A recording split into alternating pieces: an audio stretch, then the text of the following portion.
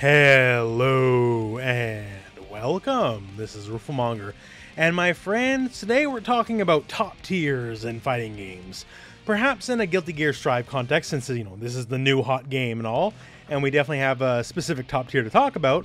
But we're talking about top tiers, and in the fact that simply it's okay to play top tier characters. I know, what a concept, right?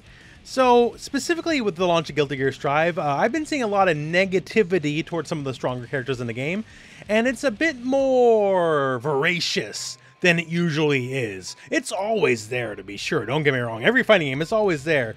But specific characters are getting a lot of hate, and Soul Bad Guy, specifically above the rest, seems to be the target.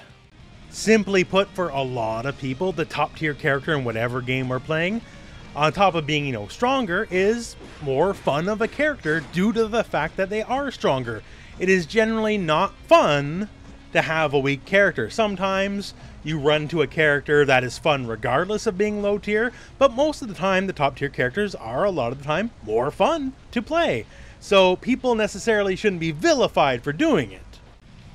Like for an example, myself, in Injustice 1, I played Superman.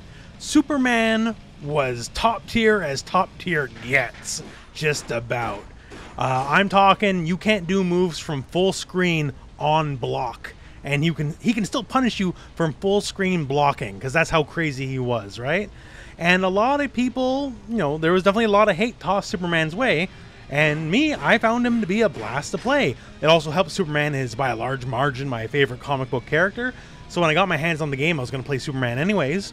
And the fact that he was super tippity top tier, that was an awesome bonus. And I had tons of fun playing Superman in Injustice 1. And I got a lot of crap for playing him, to be sure, right? And over the course of the game's life, I definitely got a lot of hate mail sent my way, specifically because of my character of choice, and that wasn't too fun. I just wanted to play my favorite character. Now, don't get me wrong. You can still blame your losses on the top tier. Come on, we'll do it. I'll keep doing it too, right? I didn't lose. I only lost because you played Soul. Come on, right? That's it. But otherwise, don't fault someone for playing a character they find just more fun than some of the other characters that are in the game. And of course, there will be many patches, balance patches that is, over the course of the game's lifetime. What is today's top tier will be tomorrow's bottom tier. What is today's bottom tier could be tomorrow's top tier, so on and so forth, right? It is an ever-shifting paradigm. Today's Soul is brain dead, blah, blah, blah, blah. If Kai gets enough patches, oh my god, Kai is brain dead, blah, blah, blah, blah, right? So don't just necessarily point fingers at someone, because if the character gets nerfed and then they're no longer top tier, it makes you kind of look like a jerk. Now, if they immediately drop the character and switch whoever it is the new top tier, maybe you can make a little bit of fun of them, I guess. But don't blame them for playing one specific character. And in the end, one of the biggest things you can do to help yourself if you don't like a particular top tier is hit up training mode. Learn what the character can do. The more knowledge you have against a character, well, it turns out usually the match gets a lot less rough, right? Ignorance can breed hate. Knowledge can help reduce the hate.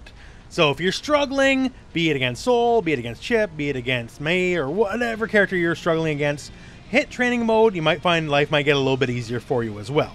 So in the end, I don't know specifically who needed to hear this, but it is okay to play top tier. It's not the end of the world if someone's picking a top tier character and you didn't.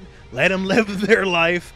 Especially because the way fighting games work nowadays, almost nobody's top tier forever, unless they're like Cetrion and MK11. They'll eventually get nerfed and get a little bit more normalized, and they'll work with the rest of the cast. So anyways, my friends, that's just my thoughts on the matter. Look forward to Gold Lewis Week upcoming, and if you watch this video after Gold Lewis Week, hey, I hope he was a cool character. And that's the end of the video. So thank you very much for watching. Hope this video has found you well. Go out and play some Guilty Gear.